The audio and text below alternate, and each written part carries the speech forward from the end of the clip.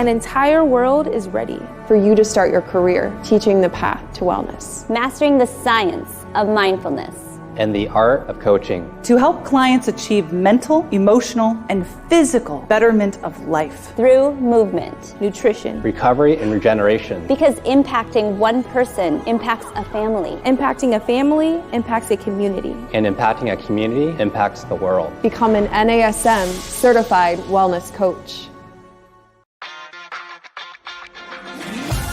You're listening to the NASM-CPT Podcast with Richey, the official podcast of the National Academy of Sports Medicine.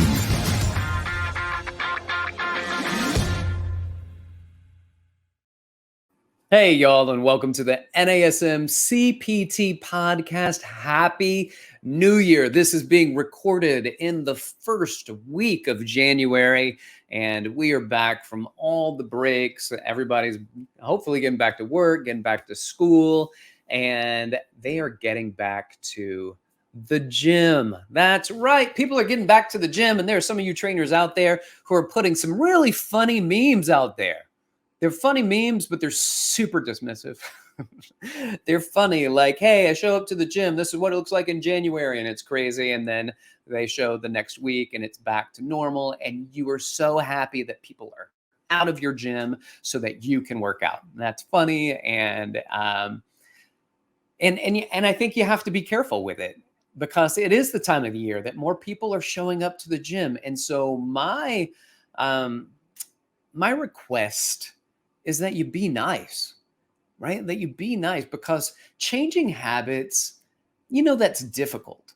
And people are trying. People are making an effort to go to the gym, and that it doesn't last long. So are you excited that people are coming to the gym and there are more people and more potential and more possibilities to sell your services to and encourage people and change lives? Or do you just want more space in the gym next month so that you can get your workouts in? And I think that's a valuable question to ask, because we know that this is difficult. It's difficult for people, and people need help and support. And really what we should be doing is being that element, that support, that person that anchors and supports somebody, because you have things that you should be doing. You may have come up with something. I don't know why this gets used all the time, doing things that you don't care for, that you should be doing. But this example gets used all the time. Flossing teeth. You should be flossing your teeth. My wife always says, you gotta floss your teeth. You haven't flossed. I can't believe you don't floss your teeth every day. When she was young, she went to the dentist and she said, which teeth should I floss? And the dentist said, it just depends on which ones you want to keep. And she, from that point on, was like, oh, I better floss my teeth. So she flosses her teeth regularly. I am not that regular at flossing my teeth. What about you? Now, let's use that example, because we know that even if we do floss our teeth, we could probably accomplish that in a minute or two.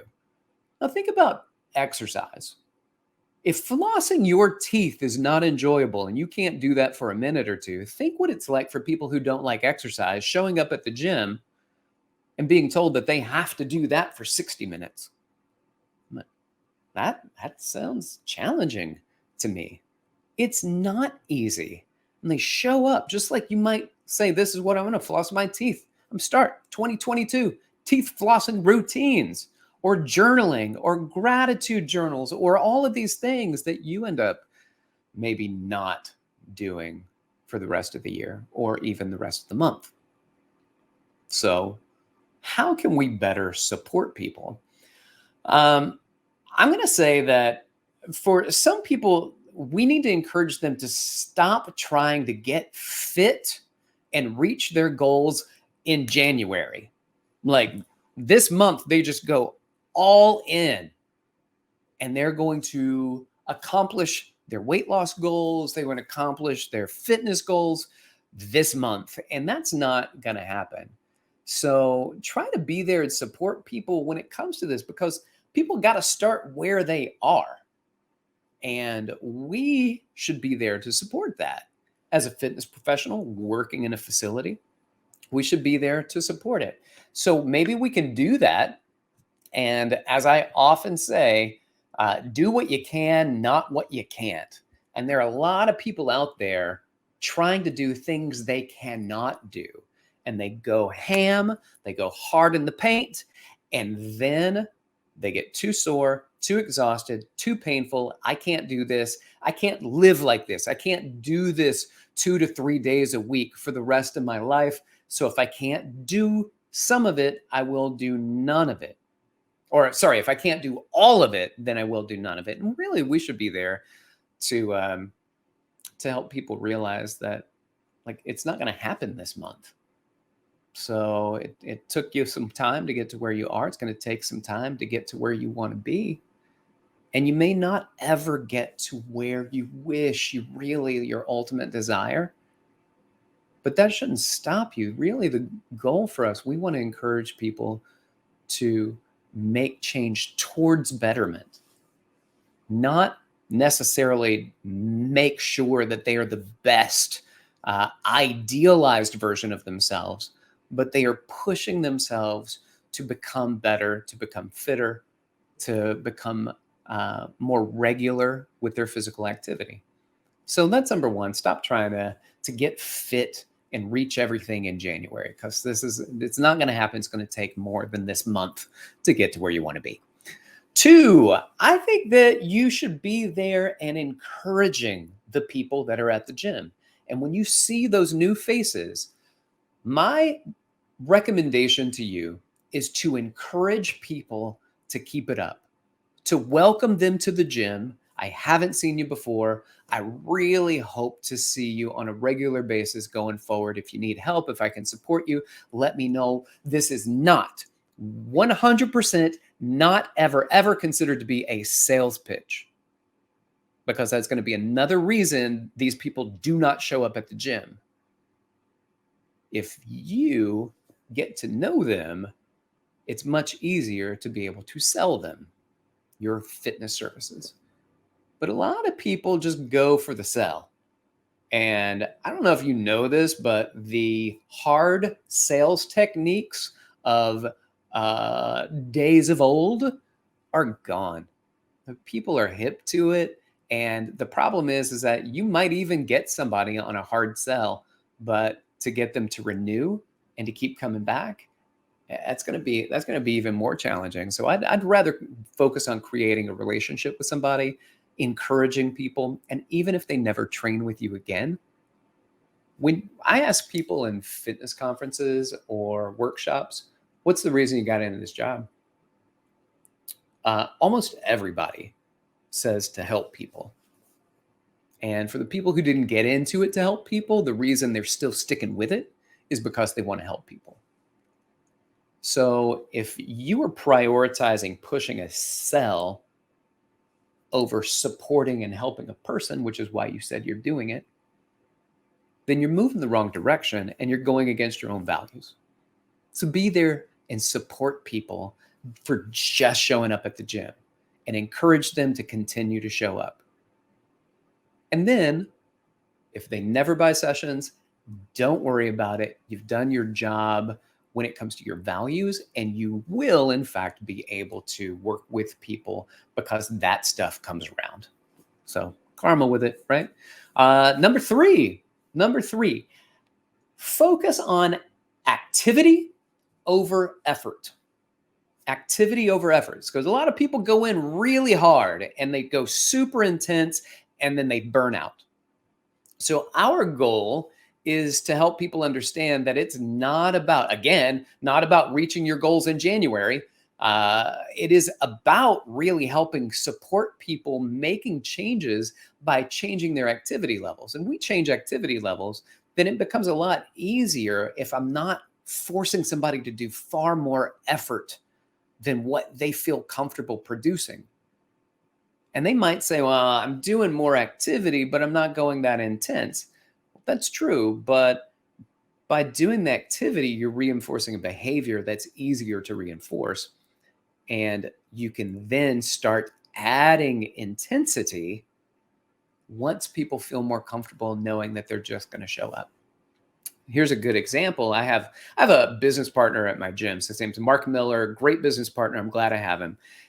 He also is like, his workouts are super intense. And he's been doing a lot of interval trainings, like 30 seconds on, 30 seconds off, high intensity, active recovery, high intensity, active recovery. And he was like, start with 10 and then moving up 10 on, 10 off on the bike or the Airdyne bike or on the ski erg or on the Concept 2 rower or treadmill, right? So he's going through these things. And then the next day he might do 12, and then he's moved up and he got to like 20, 30 sessions, rounds of 30 seconds on. And he was like, I became so miserable that I didn't look forward to coming in and exercising. But if he could do it 10 times, then he looked forward to it. He did it 15 times. He looked forward to it. When he started doing 10, 20, when we started 25, 30 sessions, this super intense stuff, he was like, just miserable. And this is somebody that trains hard regularly. And a lot of people are going to jump into things and start and at a higher level, at a higher intensity, trying to be like, when I was young, I could do this. Back in the day, you got to be careful of back in the day. That, as I was called the used to coulds. These are all these things that people come in that used to could do things. It's my Alabama coming out. Roll Tide. You used to could do things, but you can't do them anymore. But you start back after years, decades in some instances, trying to do what you used to could back in the day. And it just doesn't work. Your brain's there. Your body's just not there. You need to find a way to start where you are, not start where you wish you were. All right. Number 4, let's move on. Find a friend, find support. And that's for the people looking to make change. For you as a fitness professional, be that friend and be that support for others. That's the face that they want to see when they come in the room, when they open the gym and you're there, even you're training somebody, you look over, give them a little nod. Oh, that means so much to so many people. And when I was early on in my training career, man, we had such a tight knit group of people. Me and Tim and Simon and Eric and Alex. I mean, we were so tight. Linda, you were there with us, you remember? And we were tight with the individuals that came into the gym. That was awesome. That was a great feeling. We kind of moved on, gone our own direction. All those people still in the fitness industry. And that was, 15 years ago that was taking place. I mean, these are people who really stuck with it. So be a friend, create an environment at your gym where people walk in and they feel comfortable and you feel comfortable. And that's going to work for you. And let's look at the last thing. And this is the last thing, which should be the first thing, is encourage people, again, we've talked about it before, to focus on SMART goals. SMART goals, specific, measurable, attainable, relevant, time-bound. Be specific with what you want to accomplish. Because a lot of people say, I just want to start working out. Well, how? Specific in what kind of workout, specific in what are your outcomes. And then can you measure those outcomes? Because if you don't even know what type of workout you want to do, then it's hard to measure that. If you don't know what your goals are, is it weight loss? Is it VO2 max? Is it heart rate? Is it lower blood pressure? Is it increased insulin sensitivity? Is it helping to decrease the medications you're on? Is it living longer, which is hard to measure in the short term? We'll talk about that. But there are indicators that support those things. Do you want your cholesterol to be lower? These are all things that you can go in and say, this is specifically what I want to accomplish. And can we measure it? Because if you have something specific you want to accomplish that's not measurable, then you may want to find something else because you want to be able to measure it. You want to measure where you are and you want to measure your progress. But you also need to look at it and say, is this something that I can do? And I've had people come in and they want weight loss for a wedding, that is a month or two away. And that doesn't fall within the attainable realm, depending on what it is specifically they're trying to attain. So is it attainable? Is it relevant? And by relevant, does the thing that you're trying to do fit into your life? Because if it doesn't fit, if 150 minutes of physical activity doesn't fit, if gym time 3 times a week for an hour does not fit into your schedule, if that's not really fittable, then it's not relevant to you. Can you find something that is? Can you start finding something maybe that's not so long and not as many days out of the week? Do what you can, not what you can't. And then the last one on that is time bound. So we talk about time. Oftentimes we refer to short-term goals and long-term goals. A short-term goal, make short-term short. 1 week. This is what I want to accomplish this week. Write it down, put it in your calendar, and then try to make these things happen, but don't make it difficult. Make it simple. And this goes back to number 2, where I said encourage new people at the gym. Number 3, which is do your activity over effort. Activity over effort. Find an activity that you will do. Give to new people. Find them activities that they will do, they will commit to. And if it's 3 days a week, an hour at the gym, that's not really attainable for them, not in the long term. Then let's give them short-term goals. And then let's put in some long-term goals. And those long-term goals I like to do quarterly. So at the end of 3 months, what are we looking at? And some people have those like midterm goals, but that's sometimes as long as I will look forward at the end of the quarter. So January, February, March. At the end of March, this is what I would like to see myself having accomplished, and then go back to it. Is it specific, measurable, attainable, relevant to fall within that time? All right. I think taking this to heart is important because changing our behaviors is difficult. And I'll say that, finding something that you enjoy doing. So a lot of times when they talk about the SMART goals or fit, frequency, intensity, time, type, and they add an E to it, is it enjoyable? Find something enjoyable that you can do. Because the more you like it, the more you're going to stick to it. For instance, I got my kids, they got an Oculus. They got an Oculus over the holidays. For Christmas, I gave them an Oculus. Now, the Oculus virtual reality game, so cool. I didn't have to try to convince my kids to do it. I didn't have to be like, oh, make sure you do it at least 3 days a week for an hour. Why not? Because they loved it. They really enjoyed it. Can you find fitness to somehow align with that? And that might not be going to the gym at all.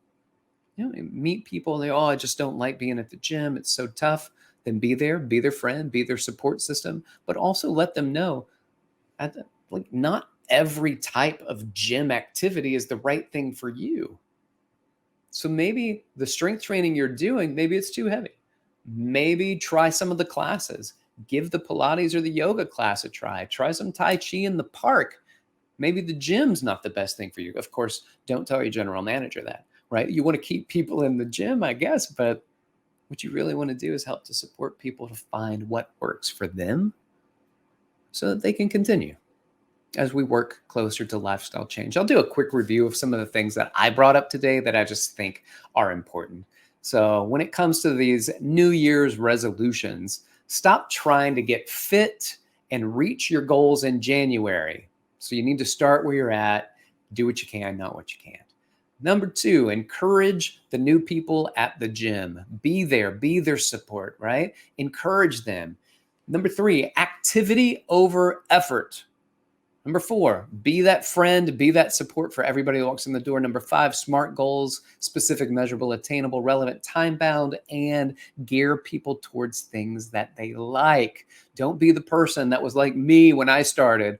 I just don't like doing this type of exercise. And I was like, oh my goodness, I love that type of exercise. And when I'm done with you, you will love it too.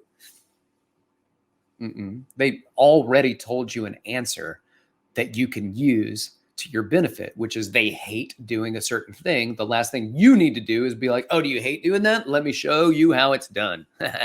Let's go right to the things you hate. All right, now they hate you too. So be aware of it. Be there for people. Be there for people this time of year. As the gyms are filling up, instead of looking at it and being like, oh no, all the people coming into the gym taking up space.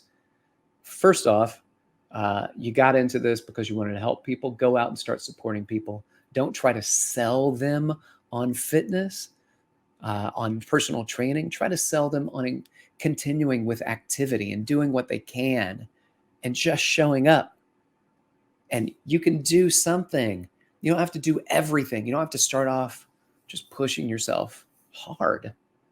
Just start off doing something and keep coming back. And I'm going to be a smiling face here for you when you show up. And as we get people in the gyms, it's an opportunity for you to eventually create these relationships and then sell personal training, which is nice for us as fitness professionals. So that just means that there's more opportunity in the gym, opportunity to train, yes, and more opportunity to change lives. That's what I want to do. I know that's what you want to do. So I'm here for it. Happy New Year 2022. Thank you so much for being a part of the NASM-CPT podcast, for listening, supporting. Please share, like, and subscribe. If you have questions for me, then you can reach out to me on my email, rick.richey@nasm.org, or you can reach out to me on Instagram, where I'm most active, dr.rickrichey, R-I-C-H-E-Y. And I'd be more than happy to let me know what you think about the podcast. Let me know if there are any particular episodes you'd like to hear a little bit more, topics that you'd like to hear about. All right. I appreciate it. Happy New Year to all of you. This has been the NASM-CPT podcast.